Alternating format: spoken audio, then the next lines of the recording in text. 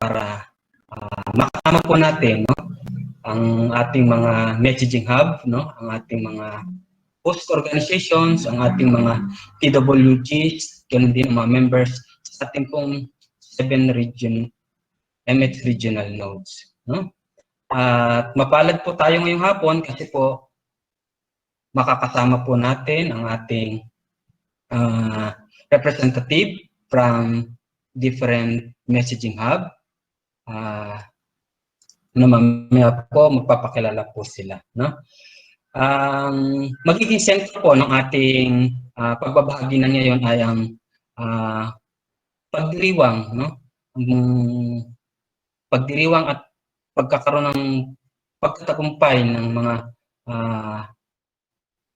kapatid katulad kong Muslim sa pagdiriwang ng buwan ng Ramadan, no? Ngayon niya kabila ng pandemic, no? Welcome po tayong lahat ngayon sa ating sharing, no? Maliban po sa magkaroon tayo ng sharing, no? Gusto rin natin mas ma-reconnect, no, yung ating mga messaging hub, no, na patuloy nating pinapalakas, sinusulong para ang ating adikain, ang ating sinusulong na programa ay maabot para sa mga ating mga constituents, no.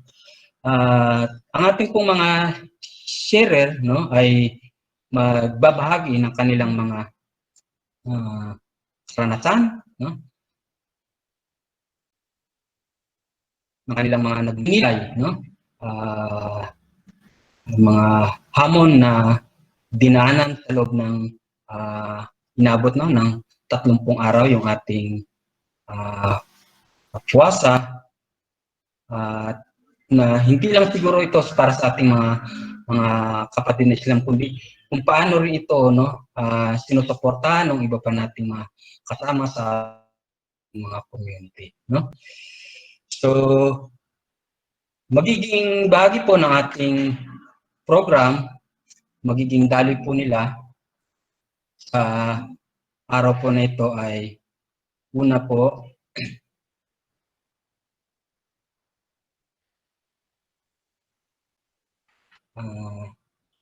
yan. So magkakaroon po ng introduction, tapos ng welcome message ng ating country director ng Equal Access International. Magkakaroon po ng sharing. So nagkaroon po tayo ng 3 sharing, pero dahil po sa hindi nasang pagkakataon, so hindi po makarating si Sir Qamar from Davao, so magkakaroon na lang po tayo ng 3, no?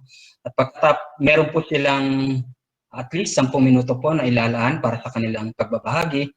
At pagkatapos po na ito ay magkakaroon tayo rin naman ng ng mga question and answer, no? So kung maaari po sa ating mga audience, pwede na po natin isulat yung ating mga questions sa ating chat box habang nag-share po yung ating mga sharer.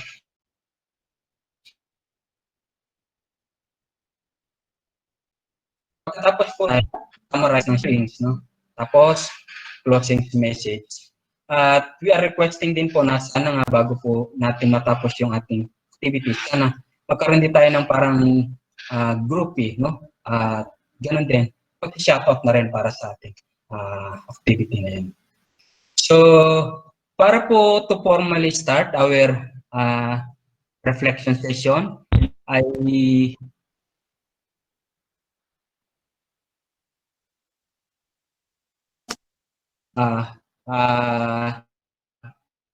yes, unang-una po, let us be respectful to everyone always. Yun po, kung nasabi ko kanina, hindi po, no? Kung hindi po tayo yung nag-share, pwede po paki-off po yung ating mic. Kung mag-ask po tayo ng speak, paki-press lang po yung isa. Tapos, we can utilize po that back sa talk and discuss po yung ating mga questions. At saka makipagkamusta na rin po sa ating mga kasama sa ating mga MS. So, kung maaari po, i-chat niyo po yung ating gustong sabihin at hintay po ma-acknowledge po para po kayo magkapag-unang Yun po man. Please din po, or yun nga po, write natin ang ating mga questions sa chat box. And hopefully po, we will have fun sa ating session po natin ngayon. Sige po, maraming salamat. Para po sa ating short prayer, iniimbitahan ko po si Sir Dan Guru from Ranaw Messaging Hub na mag-lead po ng ating short prayer. Hello, Assalamualaikum. Waalaikumsalam. Bismillahirrahmanirrahim. Alhamdulillahi Rabbil Alamin. Ar-Rahmanir-Rahim. Maliki Yawmiddin. Iyyaka na'budu wa iyyaka nasta'in. Ihdinas siratal mustaqim. Siratal ladzina an'amta 'alaihim ghairil maghdubi 'alaihim waladdallin. Amin. O Allah, I beg Thee of all the good things which pertain to this day and days hereafter, and seek Thy protection from all evil which pertain to this day. O Allah, You are peace, and all peace is from You, and all peace returns to You, O Master of power and glory. In conjunctions of this fast a post-Ramadan sharing session of our Mindanao Regional Hub Messaging Hubs, guide us among these whom You guided. Grant us health and pardon among those whom You grant health and pardon. Amen. Amen. Shukran po, Sir Dan, sa inyo pong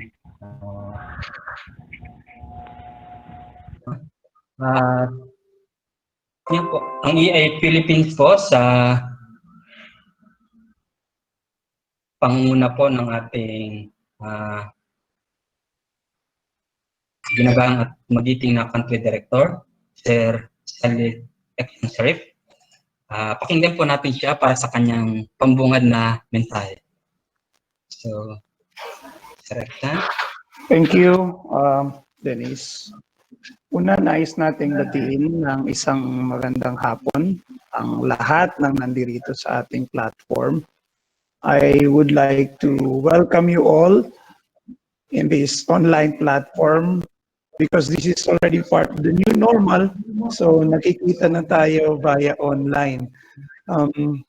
Quite unfortunate that we are not able to physically meet each other. However, we want to maximize whatever is available at the moment.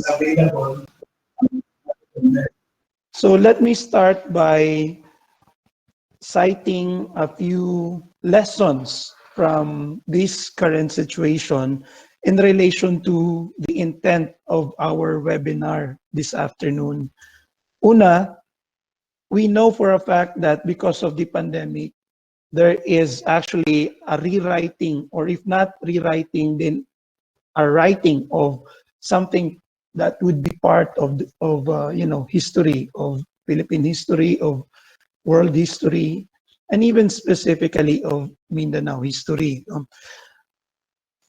History kasi depende kung papaano tayo nagre-react, papaano tayo gumagalaw, papaano yung mga nangyayaring sequence of events, no? What are the initiatives being taken? What are the interventions being done by different sectors of the community? And all those acts, no? All those actions form part of something in the history, no? Which is actually in the making right now in relation to pandemic. And as I have mentioned kanina, itong online platform na to actually forms part of this so-called history, which might be read sometime in 2030 or 2050. At sasabihin, yun yung naging awakening, no, or the reckoning point of the full utilization of online platforms in, say, Mindanao. Or it might be also that a realization ng papaano talaga yung very essence of what we call as the messaging hub technology, no? Pangalawa, preparedness and prevention are always very, very essential to this kind of situation. Preparedness sometimes, or well, most of the times, no, leads to prevention. Kaya necessarily, in order for us to prepare ourselves, we need credible, relevant, and accurate information. And this kind of exchange, no, itong ginagawa natin, itong gagawin natin is part of the means para ma-equip natin ang ating mga sarili ng necessary information, not just on the pandemic situation, but also of other information, other knowledge that are just around us, no? Such as yung mga lessons learned natin, the positive narratives taken from the recent Ramadan season, no? Both for Muslim community and non-Muslim community, because as much as we can, no, we really want to promote also unity in diversity. So this exchange of lessons greatly support that stage of preparedness. Pangatlo po, and this is what we are seeing here right now, na mas strengthen pa nga, no? Before, of course, we already saw that, but we are seeing it in a different way now because it's through online, no? There is that sense of collaboration. And I would like to assume that you will all agree with me when I say connectivity is another essential key to a stronger and united and amplified voice, no, for the Mindanao community. Una po, hindi natin tinitingnan lang na online yung presence natin, no. As a matter of fact, we recognize through the Our Mindanao COVID-19 updating platform some of the initiatives via offline, no. Gaya ng mga ginagawa ng mga kasama natin na nandito rin, no, members of the messaging hub across Mindanao who have done exemplary acts in providing offline information, no, such as yung sa radyo, such as yung face-to-face na actual service through going with some of our frontliners, no, such as the security sector, some with hospitals, and some with DSWD or social welfare. So those are really, really worth the attention and worth the commendation from all of us here in this stronger messaging hub EEI family, no? And I'd like to really emphasize on how we appreciate collaboration during this new normal. Pangapat po, recognition of individual roles and of course different sectors, no, that can actually contribute to a bigger or greater scale of positive narratives and also positive responses to this kind of challenges, no. Una, hindi po natin or minamaliit yung mga individual sacrifices natin, such as the simple act of staying at home, or the simple act of wearing face masks, or simply, following the community quarantine, or maybe perhaps, no, doing online sharing of relevant and credible information. Those are small acts to some, but it can mean a lot to others. So it's very important that we also continue to recognize individual efforts. And that's what we want to foster here in this kind of series of discussions and online meetings, so that we all get to feel, how valuable it is, kahit sa mga maliliit na bagay, kahit sa maliliit na mga efforts natin, we can somehow put value to them, not just within and among ourselves, but also sharing within our family across the messaging hub regional nodes. Panglima po, and I think this has revealed itself as early as March 2020, this year, when we started to realize that we can no longer conduct physical gatherings. We all know that automation or digitalization has become the fad And I truly recognize each of our individual efforts here, how we discovered new things, such as yung paggamit ng Zoom, to some hindi pa comfortable dito sa Hangout, yung iba naman sa Facebook Live, no? Go Live. Ang daming platforms ngayon na na-discover natin that even, you know, me, myself, is unaware of before, but now I have to learn it, no? In our office, we have started to learn and use yung Clockify. Some of us, well, most of us use Trello board. These are some of the new things that we continue to learn under this new normal, and these are part of the digitalization. These are part of the so-called new technology or new approaches that is supposed to help us, you know, lessen the burden or somehow ease the complexity of this kind of exchanges. And I hope we can also facilitate that here in our succeeding sessions, particularly, of course, in this session. Panghuli na lang po, no? Yung sinasabi nating continuous learning. And this I relate to what we are about to discuss here today or this afternoon, no? Kasi importante po na during these times of crisis and during these times of new normal and the changing environment, we should continue to enhance ourselves. And through that, meron po yung mga steps. We can agree or disagree on these several available resources that actually mention the learning process, but simply in general terms, I'd like to share how I see it, no, or how we see it at Equal Access. Una, in any learning, we need to understand. And in understanding, we also need to reflect. So that once we get to reflect, we can now put into action what are the necessary responses to those challenges or to those new learning that we have understood, no? So importante po yan na ginagawa natin. I remember one of the webinar sessions that I attended for a homeschool for my kids, no?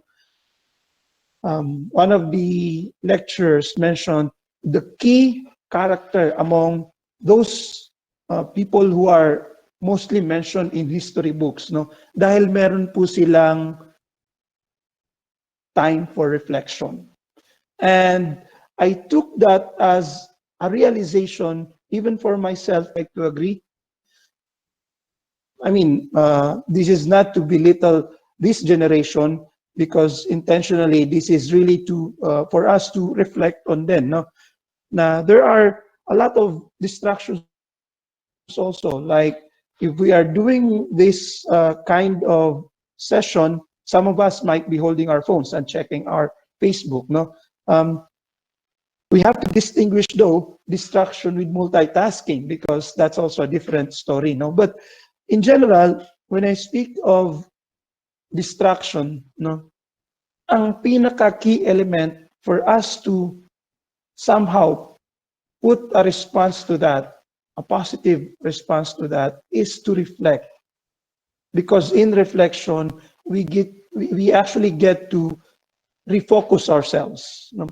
We get to put ourselves in the proper direction. So yun po yung gagawin natin dito, because recently we had the Ramadan for this year, and we need to somehow appreciate what are the lessons brought to us by this season. Importante po yun, so that in the coming years, we also get to understand what are the, or basically answer the question, what is the essence of this particular season among our Muslim brothers and sisters, but at the same time, also become a point of understanding between different religious faith or religious tradition or religion or religious beliefs, no? Kasi tayo po, ini-encourage din natin yung we want to celebrate diversity. And we also want to celebrate, some call it religious pluralism. No? So yun po yung mga bagay na pwede nating matutunan sa session na to. Kaya sana po tumutok tayo and we spend the rest of our 1 to 2 hours just to really listen and interact and understand the lessons learned, the reflections from the past of our sharers, and also at the same time, even among those attendees here, will get the chance to share your inputs and your perspective on this recent Ramadan season. Maraming salamat po at magandang hapon sa ating lahat. Alhamdulillah. Yes, Sir Rexan, sukran po sa inyong napaka importanteng welcome message para sa atin lahat, para sa pagsisimula ng ating mga sharer.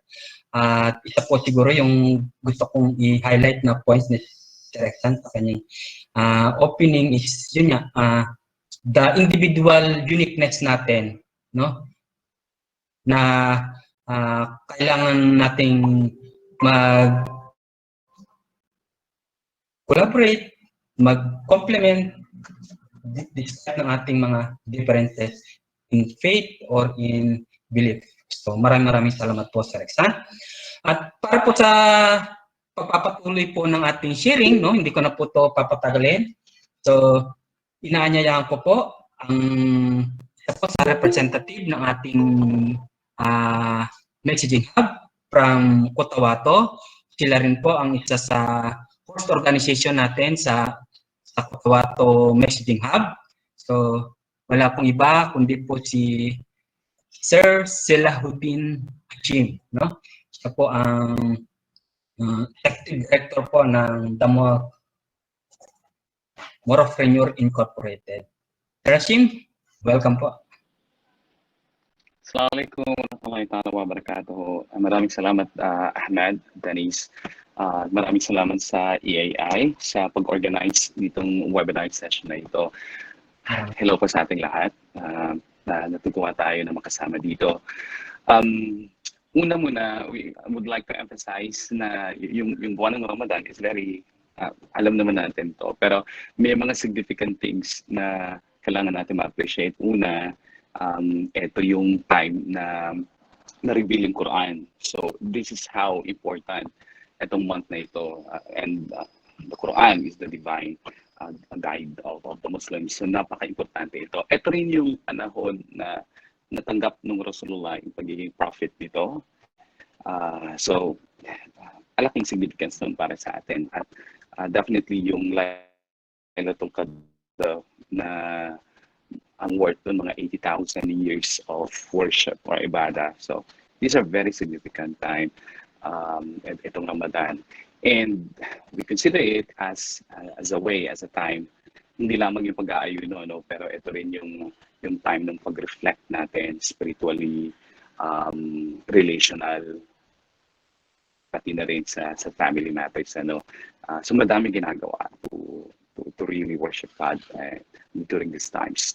Now, etong pagkaroon ng pandemic, because we're currently doing itong online program, nag-umpisa tayo nung time na nag-set na nga yung Ramadan, we've also started na nag-online na 5 episodes na nga tayo dito every Monday, and we've been tackling the impact of COVID sa iba't ibang aspeto. At madami kaming natutusan dahil sa sharings nga ng ating mga kababayan. Una, let's go to the positive side because we wanted to highlight the positive things. Una, since nagkaroon ng guidelines mid-April ang World Health Organization ng kung paano i-practice ang mga activities during the Ramadan. So unfortunately, yung mga nakagawian, yung pagtitipon, yung pagsasamba sa loob ng masjid, and even gatherings, lahat ng yun pinagbawal. But etong mga ginagawa naman na worships are actually ang language nga ng iba ng mga learned scholars is that hindi naman siya ganun kabothersome. Kasi una, lahat naman ng areas, not just the masjid. The whole earth itself is a masjid. It's a place of worship. So kahit saang sulok ng mundo, pwede naman siyang gamitin as a place of worship. So sa loob mismo ng mga bahay. So yun ang unang validation. Kaya nga nung magkaroon ng pag-release ng fatwa ang Darul Ifta, pati na rin ang regional Darul Ifta, madaling natanggap ito ng kadamihan sa buong mundo. Okay, pinag-uusapan. And of course, dahil nga kinailangan, dahil sa pangamba,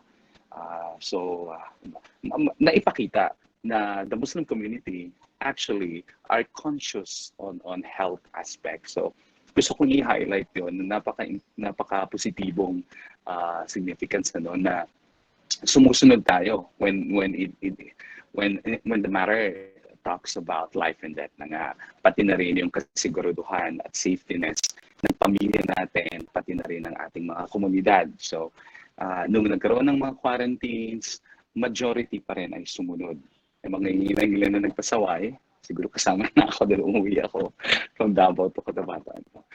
Pero nag-quarantine ako. But generally, sumunod yung mga tao. Pangatlo, na-highlight yung kung ano nga ba talagang pinaka-importante sa time ng lalo na sa Ramadan. What are the most important things, the most valuable things? I think yung pag-stay at home na campaign natin, nagbigay ng kadahilanan sa mga tao na mas mag-practice pa. Because when you're working, nagpa-fasting ka, you're working, ang daming, mas madami kang ginagawa talaga sa labas kaysa dun sa pagre-reflect, yung pagdidikar, pagsasamay, pagbabasa ng Quran, all of those worship. So, madami ang nagsasabi sa amin na mas napapractice nila ito. At ang pinaka-importante, kasama ang buong pamilya. So, I think yun ang pinaka-highlight, na dahil magkakasama-sama ngayon ng pamilya, mas naging mas intimate, mas naging makabuluhan. Yung kung dati, hindi gaano nag-uusap ang pamilya nga, dahil ang daming distractions.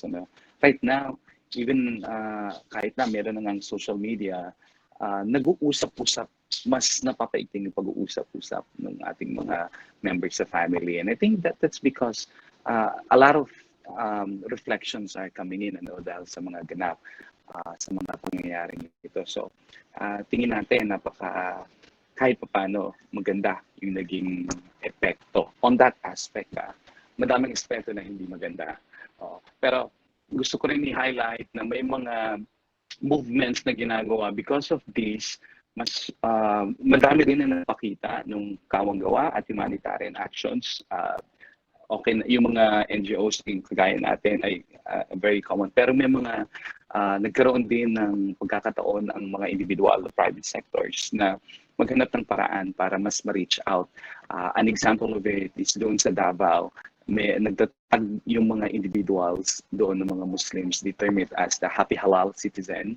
Ang ginawa nila, dahil alam nila na madami ang stranded sa Davao, madami yung mga medyo kapos, So they developed this iftar box. So isa siyang box na nakapaloob dito ang iba't ibang klase ng mga pagkain at even medications and disinfectants. At yun pinamimigay sa kanila. Mahigit 200 o 300 yung nabigyan ng ganung support. So because of the pandemic, it's forcing people to think about beyond the usual things. Disrupted ang lahat, kaya mas nakakapag-isip Siguro nature na rin kasi talaga natin ito, hindi lamang ng pagiging isang Muslim, but as a human being, to think out of the box and beyond because of the challenges that we're facing. At mas na-appreciate natin na kailangan natin ng bawat isa. We need each other. Kailangan natin magtulungan, kailangan natin makipag-usap, and even yung posting sa social media, mas tumaas nga. Pero napapansin naman natin, may mga negative of course, pero mas dumarami yung nagkakaroon ng kumaga shared na idea sa mga bagay-bagay. Mas nagiging matanong tayo sa proseso, pati na rin sa naging some of the challenges na because of the etong pandemic na rin, dahil nga mas nakatutok na rin sa social media, at may laya tayo na magsabi, mag-post ng kung ano man, naging debate yung, lalo na yung during the Eid al-Fitr, yung pagsasambayan, at nagbigay ng fatwa ang Darul Ifta na wag na lang sa masjid o wag na lang muna sa mga congregations dahil nga andyan pa rin yung pangamba ng COVID. That created a lot of discussions, and for me, yung COVID-19 pandemic is really a test of our faith, of our workings as humanity. Mas na-magnify nito yung mga kakulangan natin, yung hindi natin ng pagkakaintindihan sa mga bagay-bagay, madaming bagay. So even beyond the scope of the religion, nakikita natin na very diverse yung pananaw. And kulang tayo sa kung wala kasi nag-handle how do we manage all of this information sa social media. Wala namang affairs na gumagawa nun. Pero nakikita natin na very diverse, and that created a lot of opinions. May mga naging emotional, may nagsaulian ng kandila, ang friendship. So that is really a negative. But the major bulk of the negative impact of COVID sa pag-exercise ng Ramadan activities is definitely wala na yung mga traditional activities. The physical distancing disallow people to do that. Hindi na natin magawa yung usual na batian, yung pagkain ng iftar na mas madami, ang pang-iimbita sa iba't ibang pamilya. So, I guess, I will stop on that dahil madami pa tayong mga kasama na gusto bigay. Siguro mamaya magkakaroon tayo ng reminder. But mauna muna yan. Maraming salamat.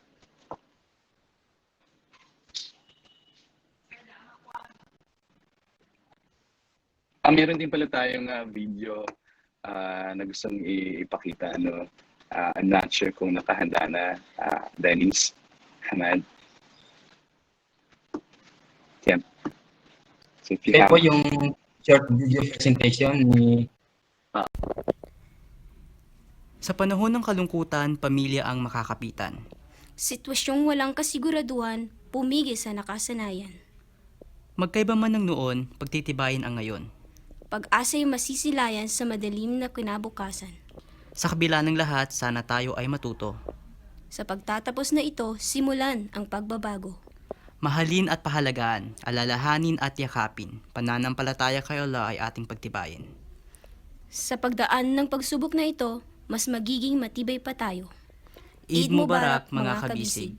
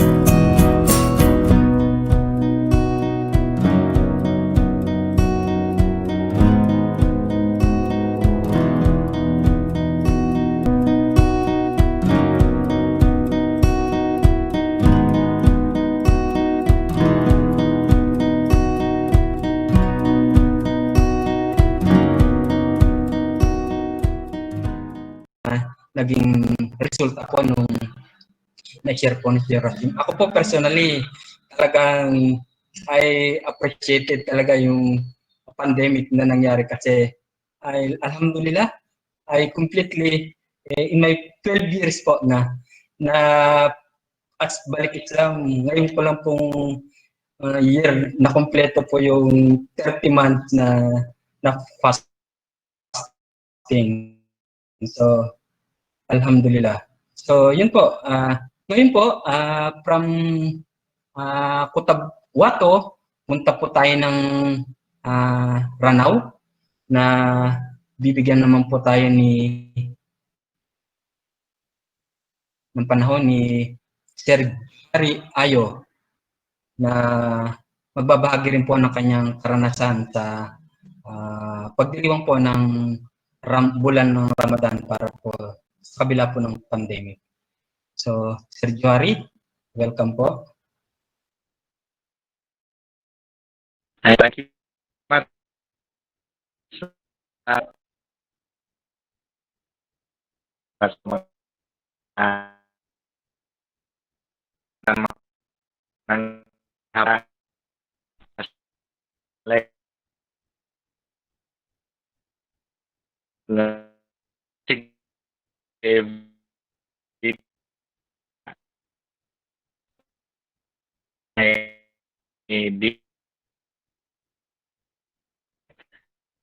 Sa lahat, Sir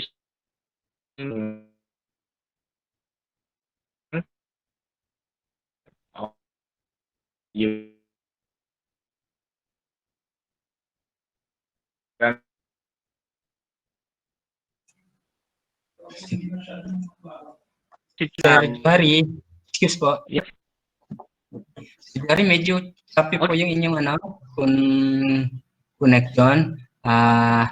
Baka po pwede na makahanap po tayo ng isang lugar para po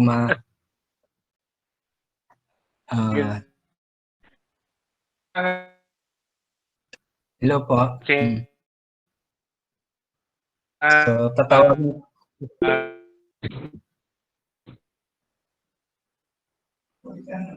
balikan na lang po namin kayo, Johary. Ano po?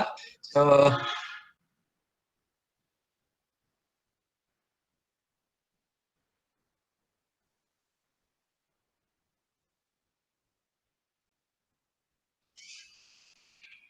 sige po. So, habang po ayos po ng connection si Sir Johary, pwede po bumalik po tayo ng ZamPenBaSulTa. Kita po ni Sir Hadzer Birowa, siya po ang representative ni Ma'am Kalma po ng IRDP. Rajir, welcome.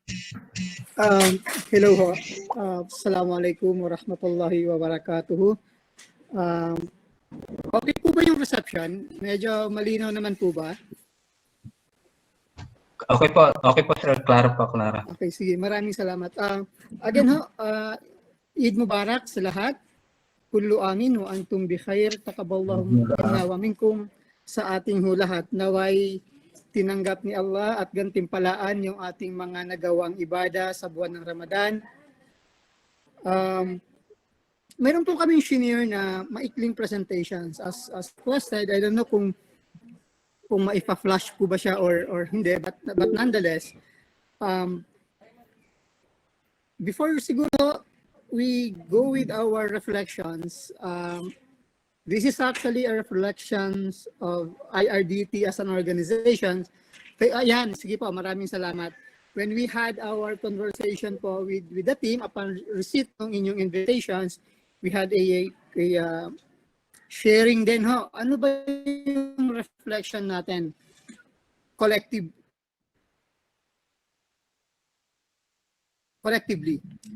Before we give insights and reflections of the 2020 Ramadan,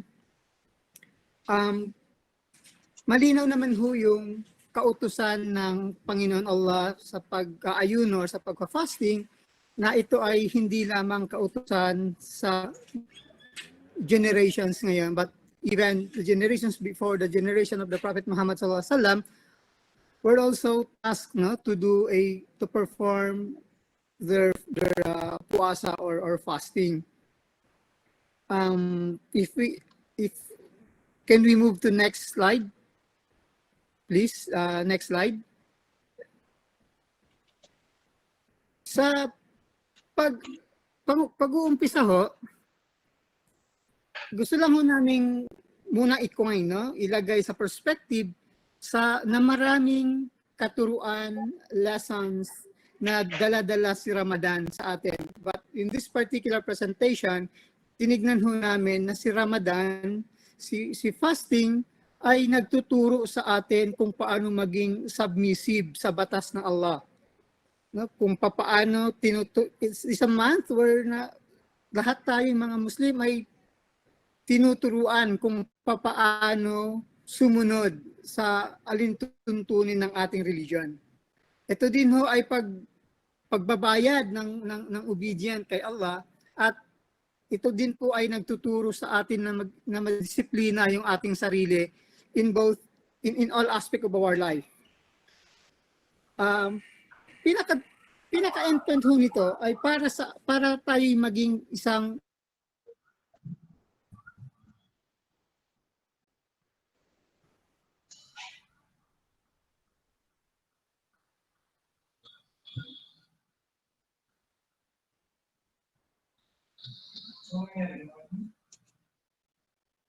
Hello po, Sir Rajir.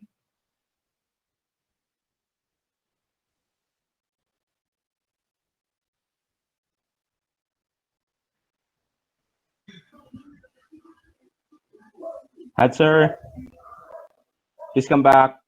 Mukhang naghang. No?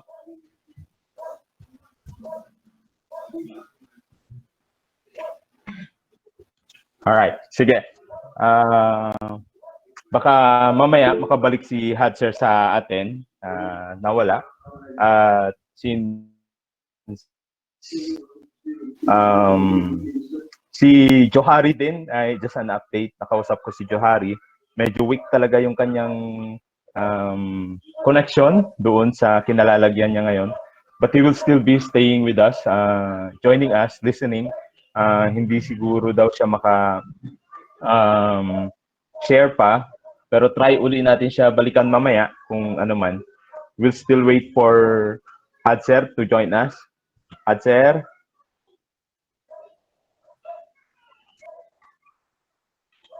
Hadzer? Okay.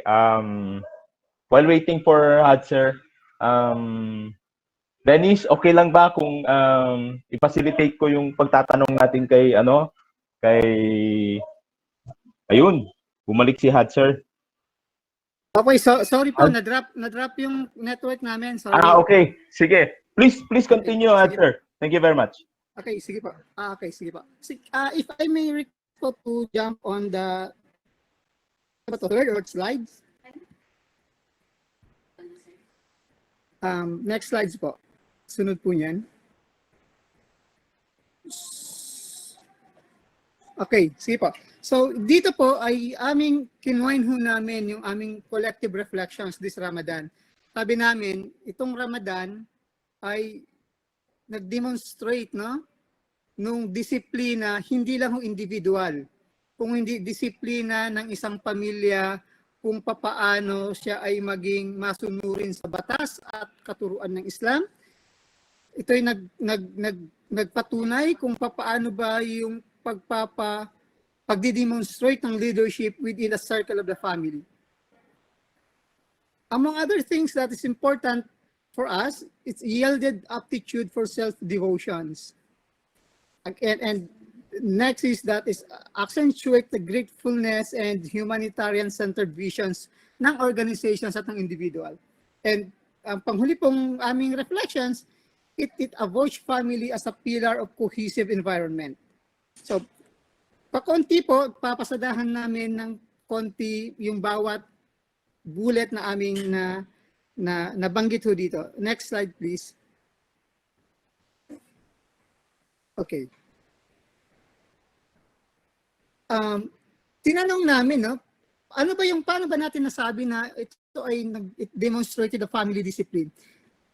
Konting citation po, dahil ang ating Ramadan ngayon ay kakaiba sa mga nakalipas na Ramadan, dahil nga ho doon sa mga fatwa, ordinances and guidelines in compliance to the COVID protocols, yun lamang po yung bagay na pag-comply natin doon sa katuruan at sa guidance ng mga fatwa na nagsasabing bawal muna mag-gather sa isang sambayang na tarawih or anumang klaseng sunnah or obligatory prayers, Yung pagsunod po doon ay mas parang mayroon siyang kahulugan na mas holy na sundin mo siya. Kasi nga in compliance doon sabi ng Prophet Muhammad na huwag kang mag-post ng threat or makasama sa kapwa mo, lalo na huwag mo ding i-reply yung threat ng ibang threat. So in compliance with that Islamic principle, yung pamilya ay yung family, kinakailangan mong turuan yung sarili mo, no? Paano ko ba i-lead yung aking family members or aking mga kasama sa bahay para hindi lang ako ang gumagawa ng katungkulan sa loob ng Ramadan, kung hindi yung pagsala ng Tarawih at ng Tahajjud ay kasama ko yung aking mga kasama sa bahay. Most of our sharing ay nagsasabi na kami, napilitan kaming i-lead yung Tarawih at i-lead yung Qiyamul Layl, yung Tahajjud sa bahay. Compared to the previous experience natin ng mga puwasa, simple lang. Sabihin mo ang anak mo, kasama sa bahay, punta tayo sa masjid, sunod ka lang. The imam will do the rest nung yung ibada. But this time, naturuan tayo sa sarili natin, yung head of the families, ay naturuan paano nila gagawin na i-lead yung kanilang pamilya sa pag-iibada, no, sa pag-worship. So, in two ways, they forced to obtain knowledge related to their ibada, and they are forced also to demonstrate with their family, kinakailangan dito tayo sa bahay, gawin natin ito. No? So, sabi namin, this act enabled every member of the family to strive better knowledge and to demonstrate ability to lead through molding principles across members of the family. So yun yung unang reflection sa amin, no? Itong Ramadan na to ay nagturo sa atin na dapat ay tayo'y mga pinuno ng ating mga pamilya ay obligadong magpakita ng liderato kung paano sumunod at paano sundan sa pagko-comply kung ano yung katuruan ng Islam. We oftenly reminded ourselves na wag kang sumunod, ang pagsunod sa palisiya ng quarantine na bawal lumabas ay hindi lang sa katuruan at obligation sundan dahil yan ang sinasabi ng task force COVID. But more so, ang pinaka-principle ng Islam, wag kang mag-post ng threat at wag mong i-reply, sagutin yung isang threat ng isang threat. So by doing that, nakapag-perform ka ng ibada. So by showing that with your family, hindi mo sila pinalabas ng bahay at doon kayo sa bahay nagsambayang, you lead the prayer, you demonstrated leadership kung paano maging spiritually refresh yung environment sa bahay, ayun po ay isang leadership na nagpapakita sa atin. On the next slides po, next slides please.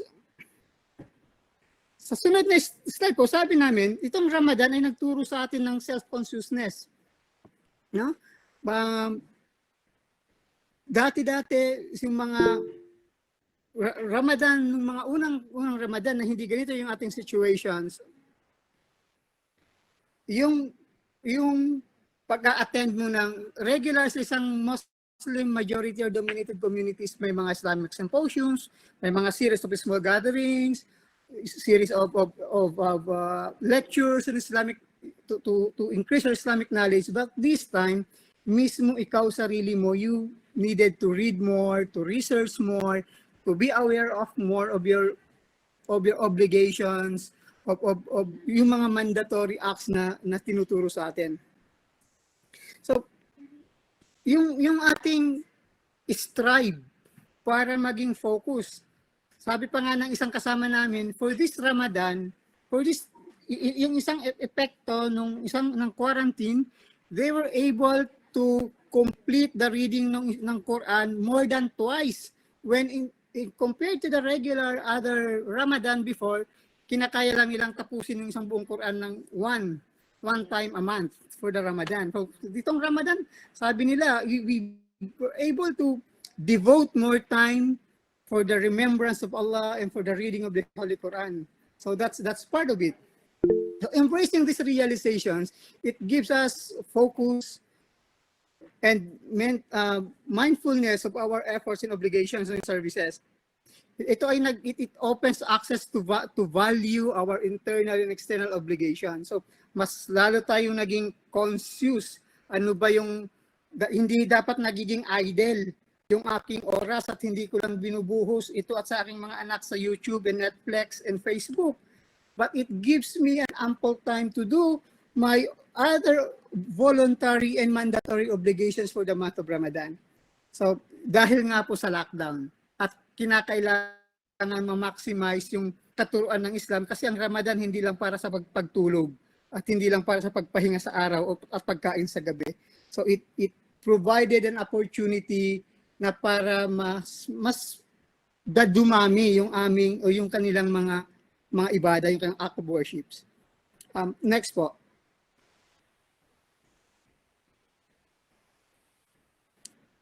Sa sunod po na slide, yung fundamental obligations to complete the value or the virtue of reward ng fasting.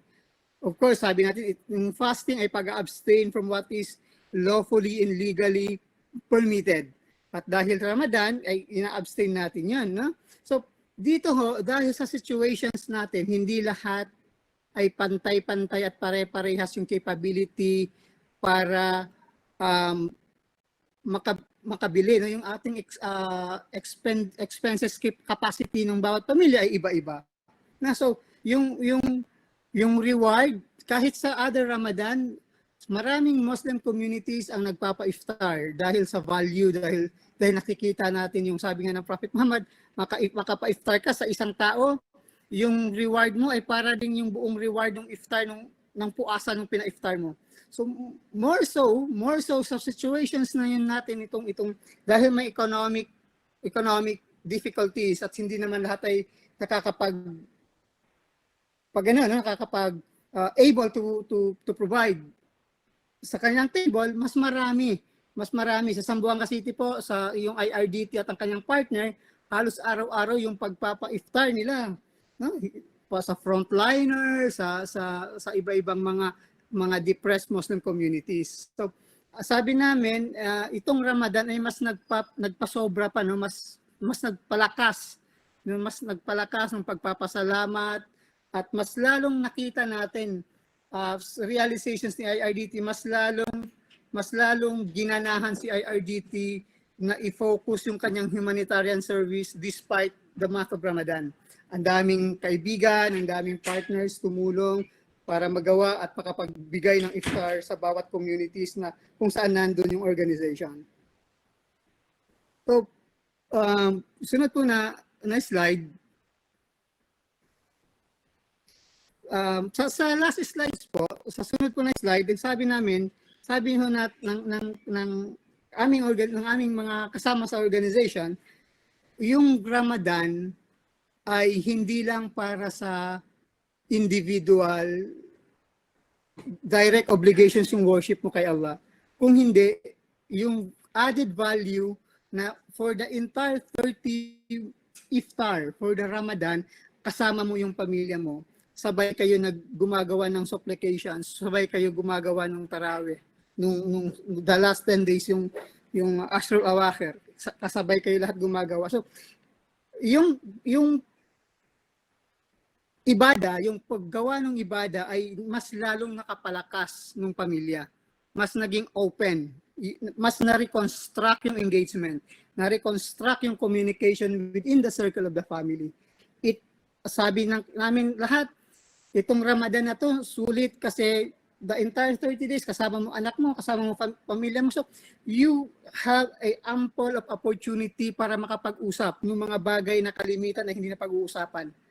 So ito yung ating reflections na hindi lang sa reflection ng isang pamilya, no, as collectively.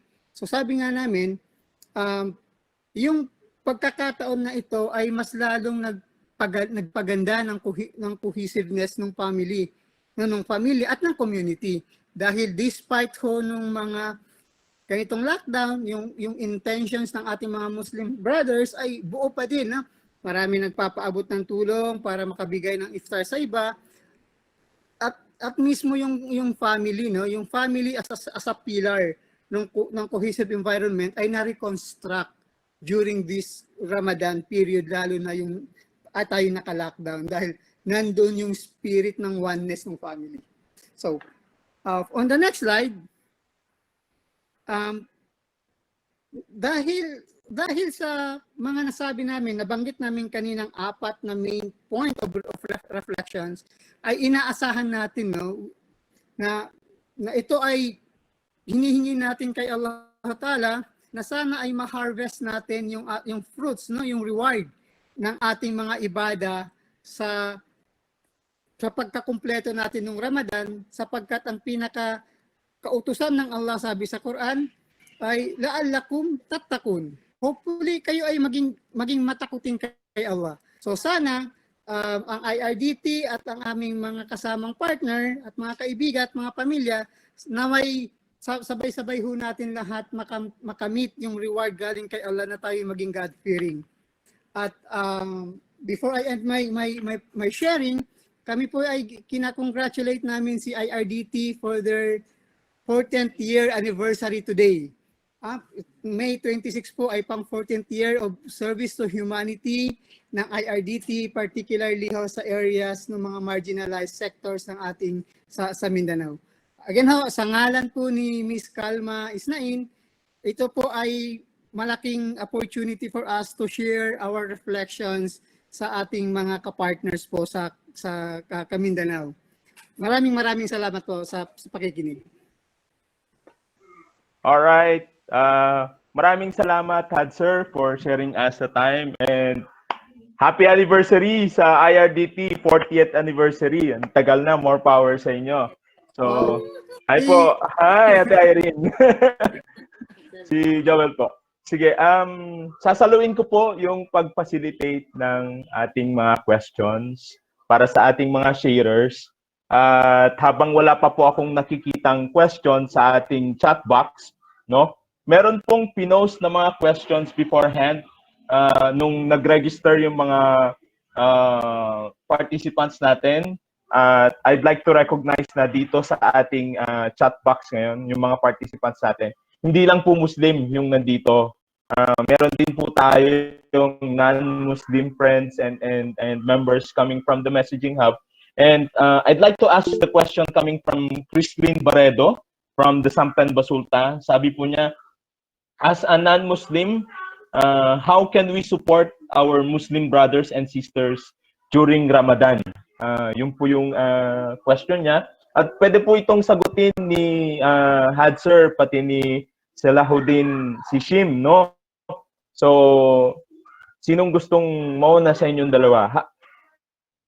Bilang isang non-Muslim, how can we support you, our Muslim brothers and sisters during Ramadan? Mauna na ako para kay Hashim na yung lahat ng ano. Yung talagang nauuna. Inuuna yung kuya. Okay, sige. Go ahead, sir. Go ahead. Sige po, marami yung mga fatwa yung ating mga ulama, but ito po ang aming kasagutan po ay sa lente lang namin as bilang isang Muslim. Ang buwan ng Ramadan ho ay napaka-holy at napaka-daming lahat ho ng ibada, worship, act of goodness, ginagawa ho dito ay multiple in reward. So, ang Ramadan ho ay bagay na nagpapakita ng kapatawaran, ng pagkakaisa, at ng yung mutual understanding. So, isang bagay ho sa tingin namin na yung ating pag-uunawa at ang ating respeto sa bawat isa, sa maliit man o sa malaking community, nasa mix man, nasa minority man tayo o nasa majority man tayo, na minority Muslim ka man or majority Muslim ka man, tingin po namin yung pagpapakita ng pag-uunawa at pagrespeto ay bagay po cross-cutting sa lahat. No? Hindi lang sinasabi natin, hindi lang sa Ramadan, but more so dahil sa virtue, dahil sa holiness ng Ramadan, lahat po ay pwedeng maging umpisa, no? Nung pag-move forward, nung pagkakaisa, mutual understanding and respect and tolerance. Kung hindi pa natin naumpisahan, Ramadan is always a good point where we should start yung rebuilding our social cohesion sa ating community. Yun lang yung take ko. The rest is kay Hashim na. Hashim? Salamat, Hadzer, no? So, in many ways, no, maraming paraan na makatulong yung mga non-Christian, non-Muslim na kasama natin, na magsisimula sa respeto, pag-unawa, at kahit ano bang moving forward na gusto natin gawin together with our Muslim brothers and sisters, it is through during the time of Ramadan that we can start. Yun yung nakukuha kong sagot kanina ni Hadzer. Si Shim ay may gustong idagdag. Marami daw sabi ni Hadzer. Shim, please go ahead. Grabe naman yung madami yan, ano. Pero dahil general yung naibigay ni Hadzer, ano, doon na lang ako sa specific. Paano ba natin maipapakita yung pang-unawa at respeto sa ating mga kasamang, lalo na yung mga co-worker natin na Muslim, no? So una, sana hindi tayo kakain in front of them, ano? Kapag nagtatrabaho. Kaya naman, I work in Metro Manila, in the slum of Tondo. So, nung tanong nasa PLDT ako, I've declared na I'm fasting it now. Pero by the next year, baka April na nga yung Ramadan. Baka mag-umpisa na ito ng baka mga March na. No? So, nag-move ito every year. Okay? And you can be a little bit flexible physically sa lahat ng mga ginagawa. No? Pwede pa rin yun yung imbitahin na mag-meeting for a coffee meeting, for example. Sasama naman kami, hindi lang kami iinom ng kape. Makikipag-meeting naman kami sa inyo. And yes, also, ito, sekreto hindi naman siya sekreto, pero during Ramadan, at kahit naman sino yung nagpa-fasting, kahit intermittent fasting, nagkakaroon tayo ng slight na halitosis. You know? That's a medical condition because you're trying not to eat or drink for the entire day. And kung may maaamoy naman kayo, pasensya na, dumistansya na lang ng kaunti. So, it's really common. It's really common, ano, dahil nga meron talaga siyang fragrance na ilalabas. Okay? Yeah. We would appreciate also yung pagsabi ng Ramadan Mubarak sa mga co-workers natin. It's actually very good yung pagka binabati natin yung mga kasama. Para lang maramdaman ng bawat isa na, you know, andyan kayo, you're supporting us, nire-respeto ninyo yung aming paniniwala. But please do not say you wanted to because you wanted to lose weight. Hindi siya para mag-focus ng timbang. Ewan ko sa iyo, Joel, kung yung sinasabi mo. Pero, no, grabe ka. Oo. Although, may side effect yung fasting na nag-lose ng weight. Ako nagkiketo diet, so medyo siya, maganda talaga siya. Yun. So, yun lamang. I think that's not the specific. Just to emphasize yung mga binanggit ni Hadzer. Maraming salamat. All right, thank you, Shim. Actually, meron sa iba ang effect nito, Shim, ay nakakataba. Kasi dahil doon sa fasting during the day, di ba? Naman. Oo, nasa diet pa rin yan eh. Etong nakakalimutan ng, lalo na no, ng kadamihan sa mga Muslims, that fasting, yung ginawa yung fasting para ma-regulate natin yung pagkain.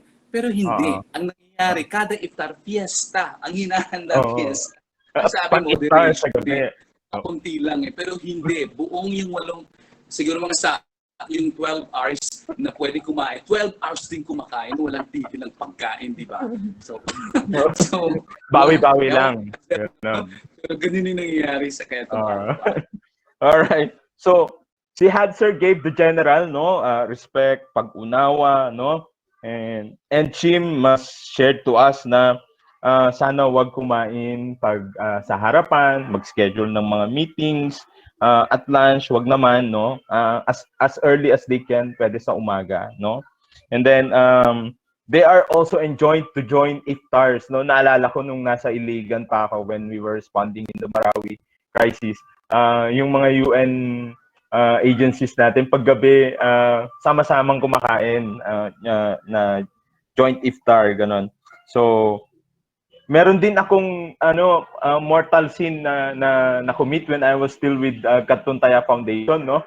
Na actually sa mga Muslim is it is a great challenge for them when they see somebody eating and still be able to yung maiwasan yung temptation na yon. Pero nung bago pa lang ako sa NGO work, I worked for a Muslim organization. It was around 3 o'clock in the afternoon and sama-sama kami sa isang room, malaking room. Uminom ako ng malamig na tubig at around 3 or 4. Nakatingin sila lahat sa akin na gano'n. So, sabi ko, bakit, Joel, maging sensitive ka naman, no? Pwede ba sa susunod, ganito. So, from that time on,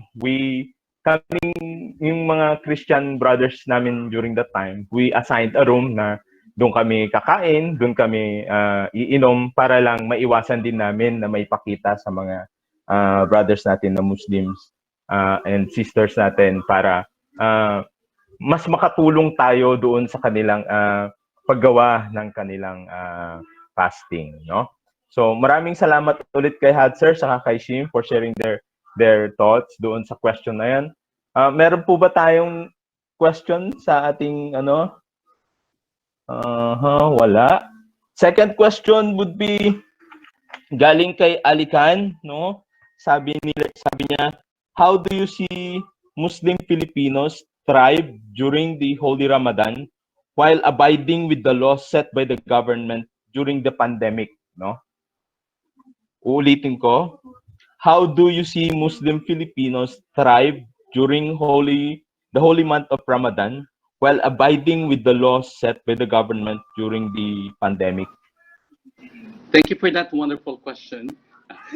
Miss America. Sige, Shim. Go, Shim. Sige. But generally, and how we see it and how the Muslims thrive during this pandemic, we've seen that it's the same with everyone. So this is not based on religion. There is no distinction between religion because we're talking about public health matters. And it has a life and death repercussions. So a lot of people, not just the Muslims, really abide to the policies and guidelines.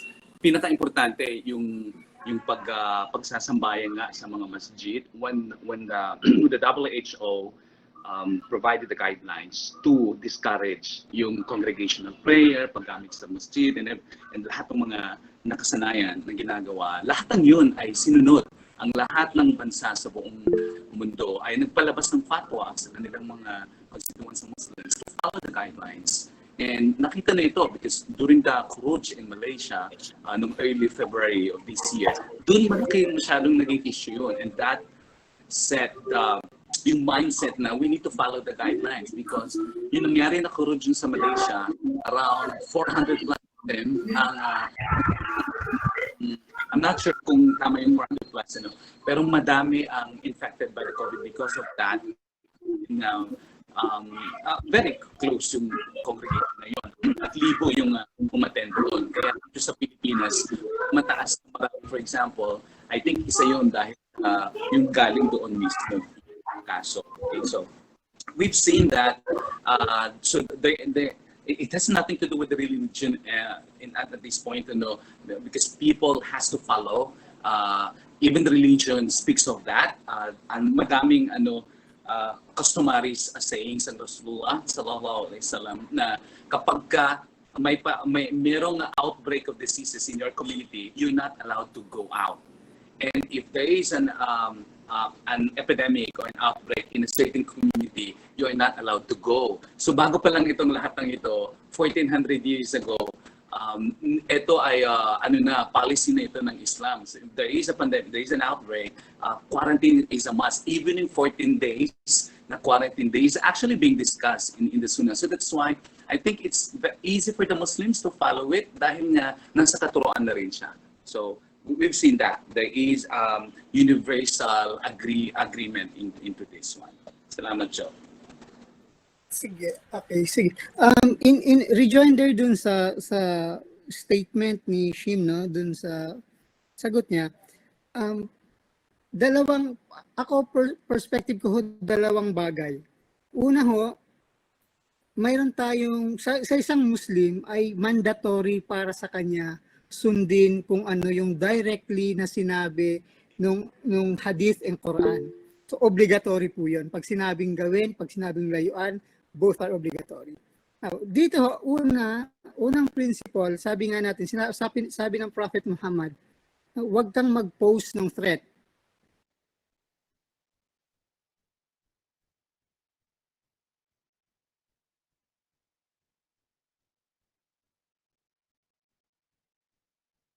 Sino nag-threat kay Hadzer at umalis siya? Threat ba siya, Joel? Wala akong ginawang ganun. Ayan. Ayan. Balik ka na. Okay, Go ahead. Sabi natin kanina, no? Sabi ng Prophet, isang principle sa mga Muslim na dapat sunod. Sabi ng Prophet, la darura wala dirara. Huwag kang mag-post ng threat sa kanino man at huwag mong sagutin yung isang threat ng isang threat. Unang principle. So, nung sinabi ng mga series of experts, sabi ng series of experts, ito yung kinakailangan mong gawin at ito yung hindi mo pwedeng gawin sa panahon ng pandemic na to. So, pag ginawa mo yon at ikaw ay naging source ng pagiging pagpo-post ng threat, ay na-violate mo yung sabi ng Prophet Muhammad. Nung ito ay pinag-usapan at ginawang fatwa, ibig sabihin, verdict na talaga siya ng authority at sinamahan pa ng stand ng local government units, mas naging dalawa na yung pagiging obligatory niya. Ang pagsunod sa kautusan ng silang mga pinuno ng isang community ay mandatory. Dahil ang sabi ng Allah sa Quran, ati Allah wa ati Rasul wa ulil amri minkum. Yung pagsunod sa mga sila'y leaders ninyo ay mandatory. So, in addition sa sinabi ni ito ay kung ginawa mo to, kung nag-comply ka dito dahil sa paniniwala mo doon sa hadith ng Prophet Muhammad at sa paniniwala mo doon sa kautusan ng Allah na sumunod sa kautusan ng mga leaders ay nagkaroon ka ng reward. No? Kung nag-violate ka naman, hindi ka lang may violations sa constitutions, kundi may violations ka doon mismo sa katuruan ng Islam. So kaya ang sabi namin ito ay ang pagsunod dito ay Islamic, no? Kasi kung hindi ka sumunod, na nagka-violate ka kasi may kautusan directly na nagsasabi, ops, mag-comply ka. So kung ginawa mo naman, for sure may reward ka kasi ginawa mo siya in compliance sa directive ng Quran at ng Hadith. So tingin ko bilang isang Muslim, dapat ang pananaw natin hindi lang dahil ito ay kautusan ng COVID Task Force, kundi ang kautusan ng Islam ay dapat hindi tayo makapost ng threat sa health or sa physical sa ibang kapwa ho natin. Maraming salamat. All right, Hadzer and Shim, thank you very much for your answers. Iniimbitahan ho natin yung mga participants natin. Pwede ho kayong live na magtanong sa ating mga sharers ngayong hapon.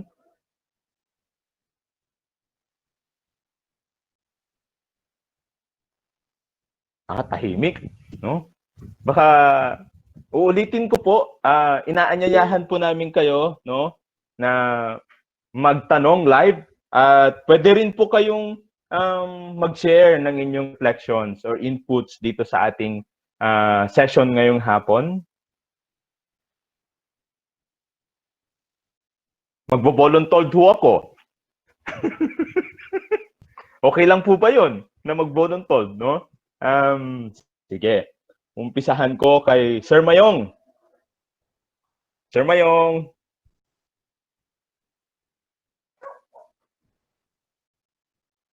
Sir Mayong ng SOX.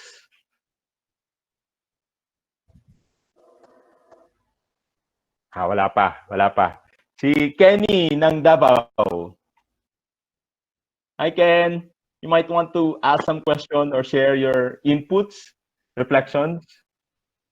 Actually, nasagot naman. Pasensya, medyo okay ba yung audio ko? Pasensya na po, medyo... Yeah, it's good. Go ahead, Kenny. Actually, thankful kami sa na-share po ng ating mga resource speaker. Allow me just also to express also a message from Sir Qamar. I actually followed up. Sabi ko sa kanya, Sir, kumusta ka po? Baka po may nangyari sa kanya kasi nga hindi siya nakapag-participate. So sabi daw niya parang may ano lang daw po, may problema lang daw sa chan niya kanina kaya hindi daw po siya nakapag-participate. So, Oo. but on the level of the, ano po, sa Alcalam naman, I'm very thankful po for this activity, ano.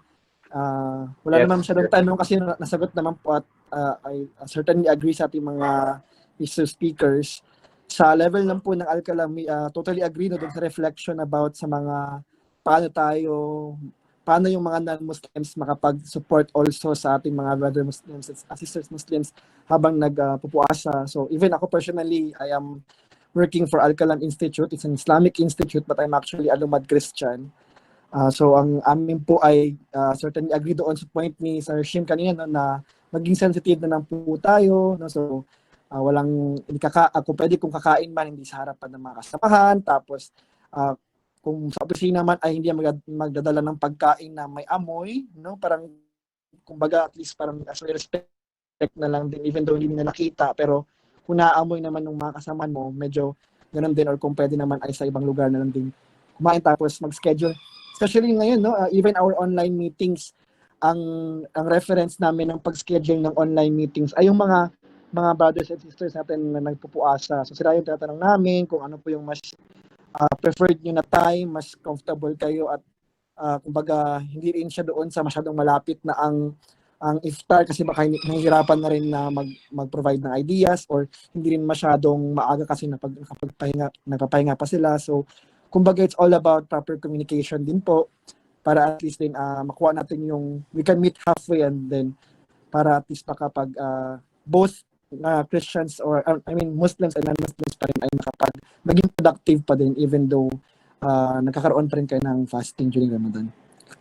So yun po. Thank you very much Kenny for those points no na practice natin.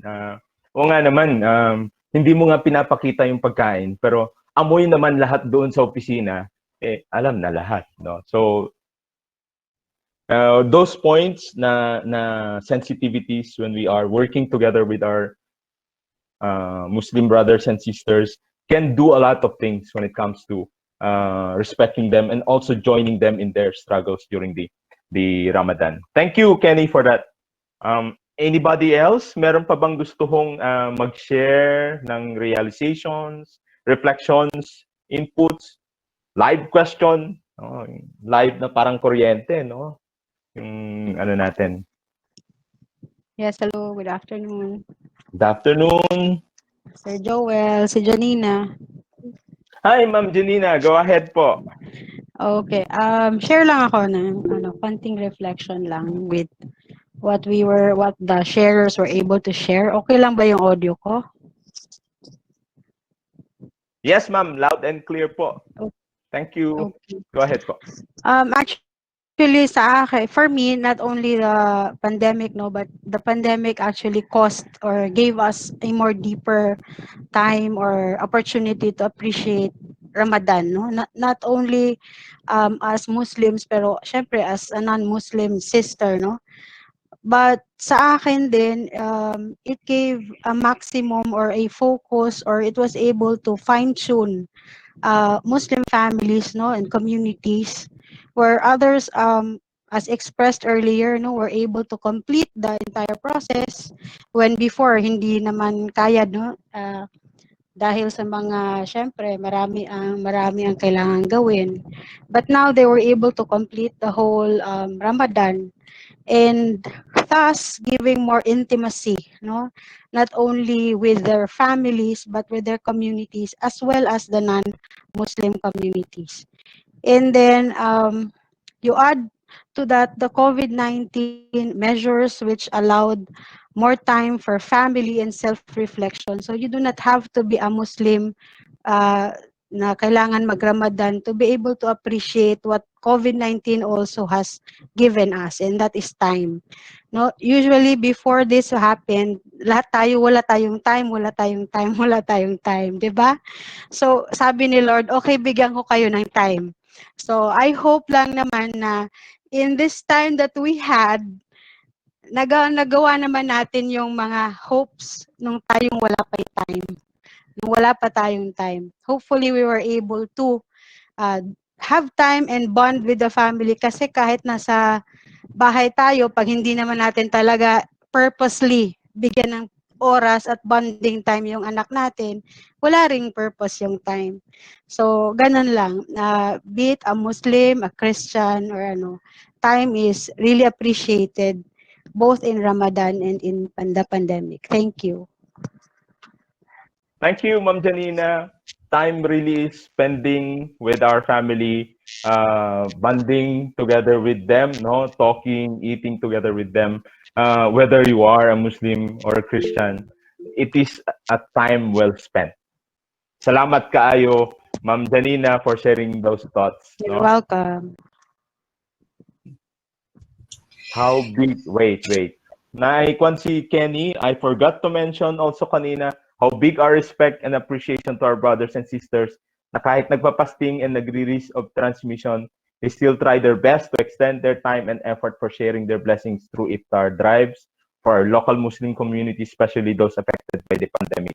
Yes po. Thank you for sharing that, Kenny. No? And yesterday, meron po kaming tech camper na nag-share ng kanilang experience being frontliners, no?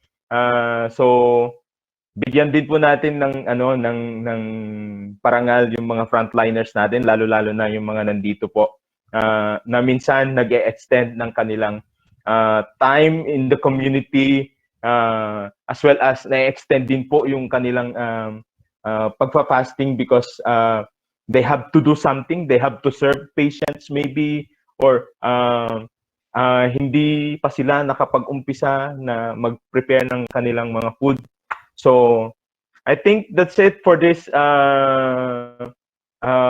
question and answer. Not unless meron pa pong gustong humabol in 5 seconds. 5, 4, 3, 2, all right. So Hadzer, Hashim, maraming salamat sa inyong sharing as well po sa inyong pagsagot sa mga katanungan ng ating mga participants, no? Thank you din kay Kenny at kay Ma'am Janina for sharing their thoughts. Ibabalik ko po ang facilitation ng program kay Dennis. Dennis, back to you. Sige po, syukran ulit, Sir Joel, sa inyo pong question and answers na bahagi. So, gusto ko lang po siguro i-summarize po yung naging sharing po ng ating representatives from Kutawato at ni Sir Hadzer from ZamPenBaSulTa at unfortunately hindi po nakasama si Sir Johary pero dahil sa connection, no? Siguro po gusto kong simulan yung aking summary sa letter C, no?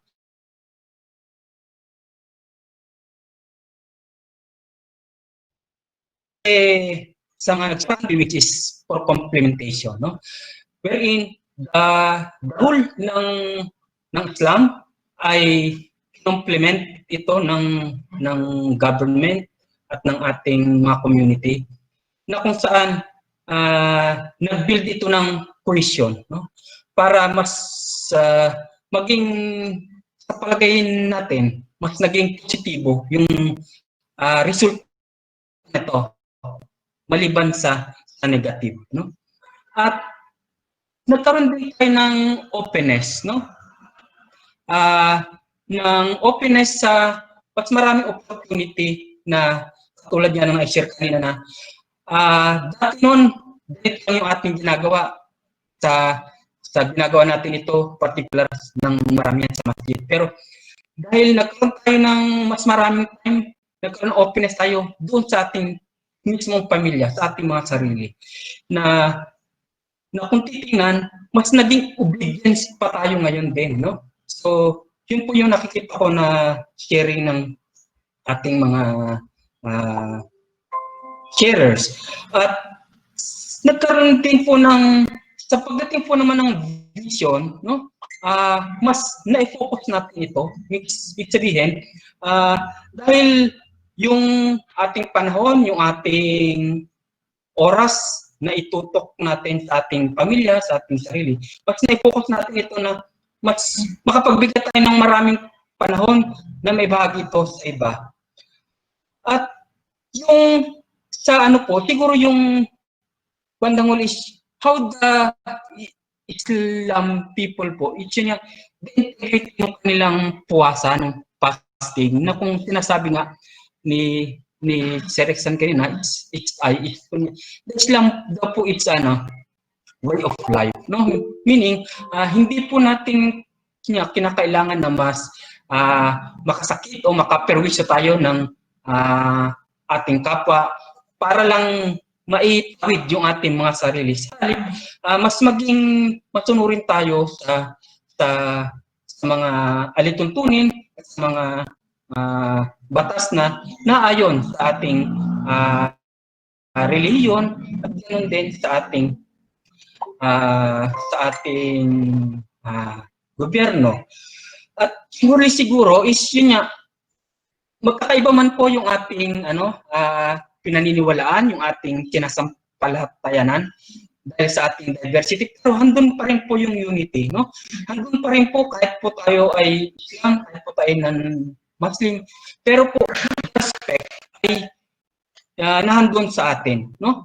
At kung titingnan po, yung mga sinabi ko po na to, from letter C, O, V, I, D, ito po is COVID na sa tingin ko at sa ating pagninilay ngayon, malaking positibo yung naging resulta sa atin, una bilang individual, bilang pamilya, at hanggang sa ating mga community. At manghinaot ko, no, umaasa po ako na sana po sa patuloy natin, no, na sa buhay ng mga aral at turo ng Islam,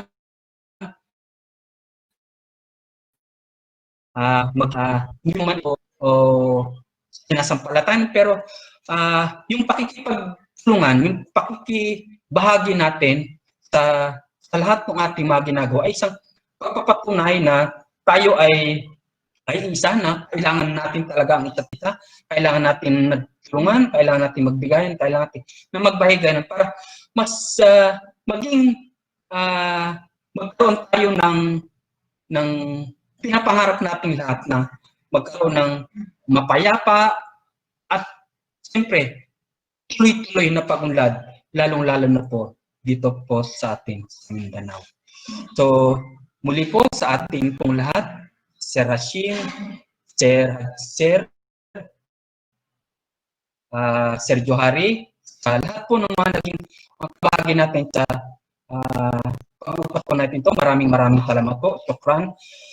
Sana po sa mga susunod pa na linggo, sa ating pong kamustahan, sa ating mga messaging hub, so sana po mas maging ganito pa rin po tayo, mas maging active, mas maging marami po yung ating bilang para mas marami po tayong maibahagi at matutunan sa bawat isa po sa atin.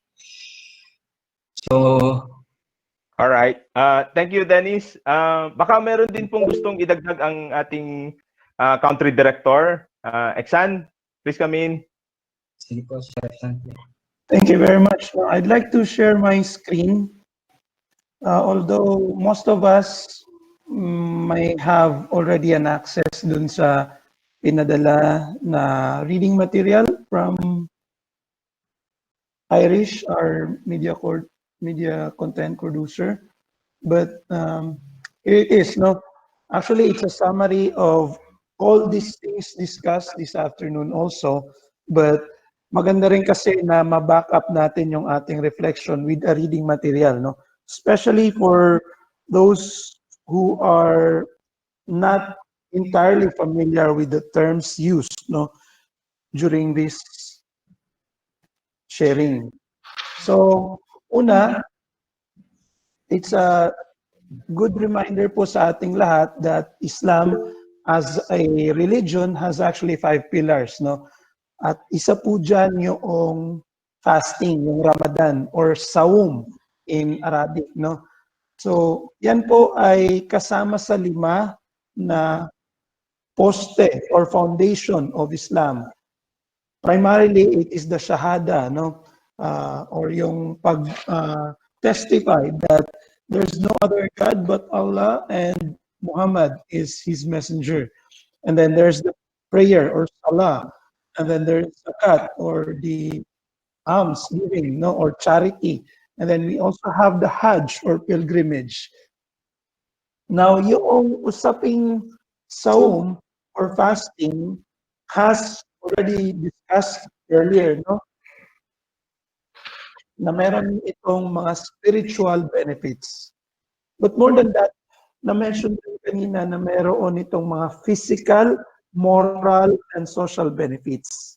And on the physical aspect, meron din yung mga medical, no, benefits. In fact, it was mentioned earlier din by Shim of PMI, no, na hindi lamang yan basta kain lang. In fact, no, you have to actually regulate your in fact, on the religious side, that the Ramadan season is actually the month of Quran. It was the time that the Holy Book is revealed to the Prophet. And yan po yung guiding verses from the Holy Book, no? Yung nasa Suratul Baqarah.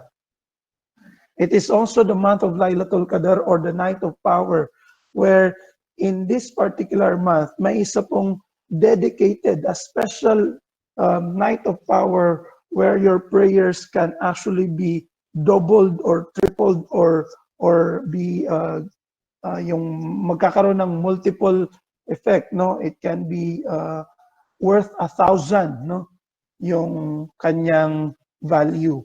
But at the same time, if you do bad deed, it can also be multiplied. So napaka-importante po nung time na yan. Although that is not the pure intent of the month, but it is given as an opportunity for any observer to actually multiply their good deeds. It's a month of fasting, obviously, and it's also a month of obedience, as mentioned by Sir Hadzer, no, by IRDT. Doon po sa spiritual din niya, no, it actually strengthens our takwa, no? Your oneness, your submission to the Almighty, your closeness to the Almighty, the Creator. Aside from the fact that we acquire patience during Ramadan because we are encouraged to be obedient, we also strive for ihsan, or yung sinasabi din natin na good deeds.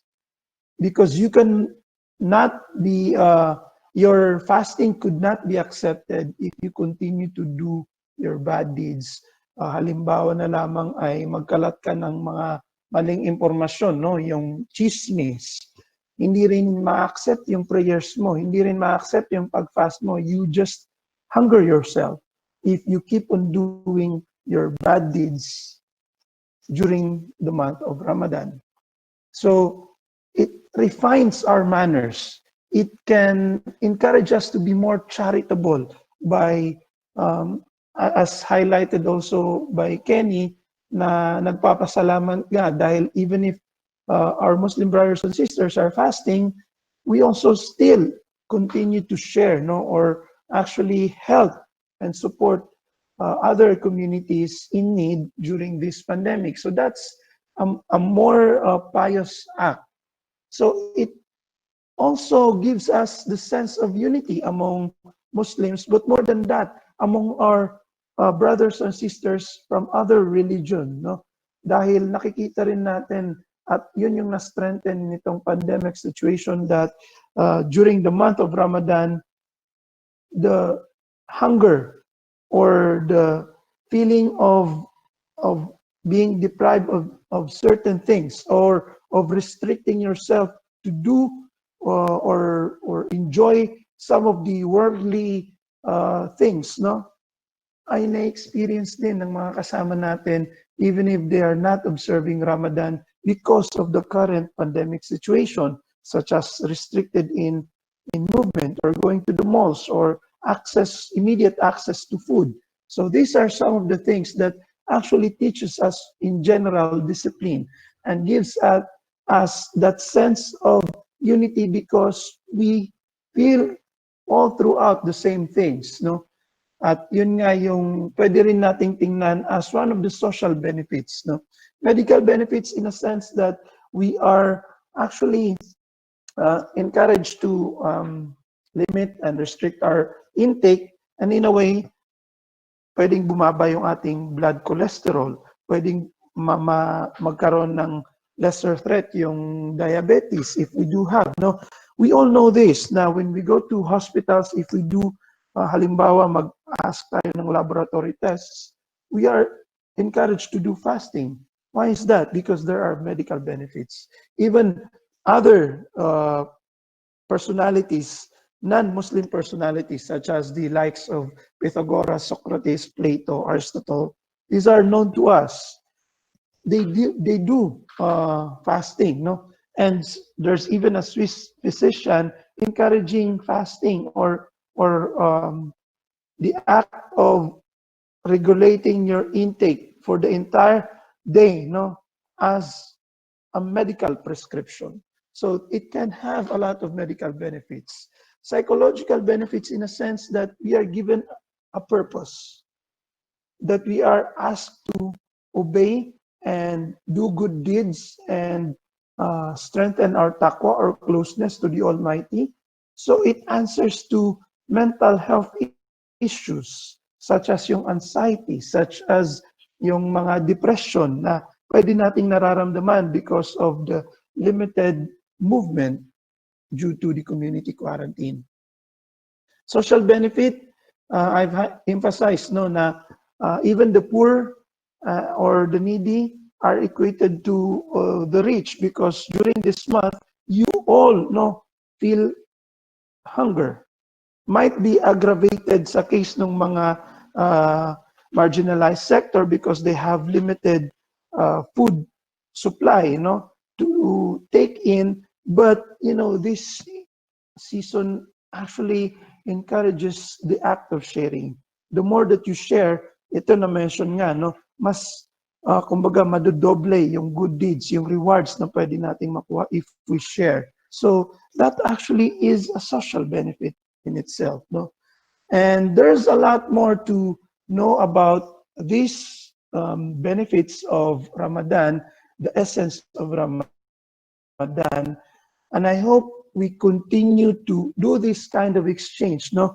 Na hindi lang yung Ramadan season yung alamin natin sa ating mga messaging hub regional nodes, but also other practices, other religious practices, such as the case of our Christian brothers and sisters. How do they go through their Christmas, or say our indigenous communities? No, how do they go through the celebration or their sacrifices for the greater majority, or maybe perhaps yung mga kapatid din natin from Buddhism, no? So there are a lot of things to learn in this world, and I hope this is not the first and last time that we discuss this and exchange ideas, but we can utilize this platform as a continuing learning process for us all. So again, belated Eid Mubarak to those who have celebrated Ramadan this season, and I hope our non-Muslim brothers and sisters also have learned something from this session. Again, magandang hapon po sa ating lahat at maraming salamat sa pagsama nyo sa ating session na ito.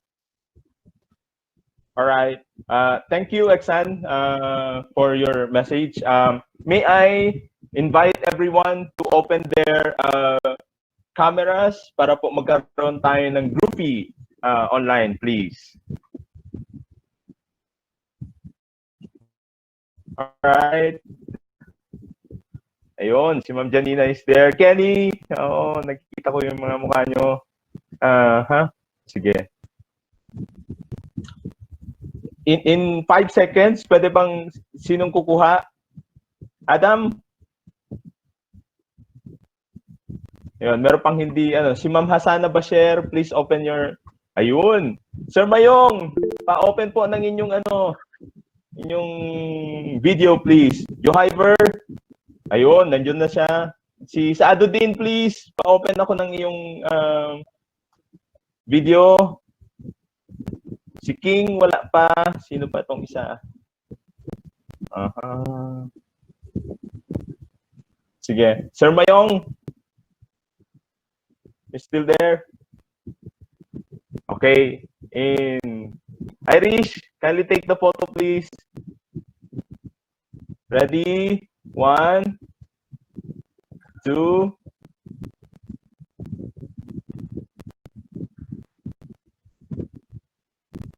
Okay na. All right. Thank you very much, Irish. Shout out para sa our Mindanao. Shout out daw para sa Mindanao in 1, 2, 3. Our Mindanao. Okay, ulitin natin. Ready? 1, 2, 3, go! Our Mindanao. Alright, sige. Thank you very much. May video po na ipopost para dito, para pwede po natin siyang sundan. At nagpapasalamat po kami sa inyong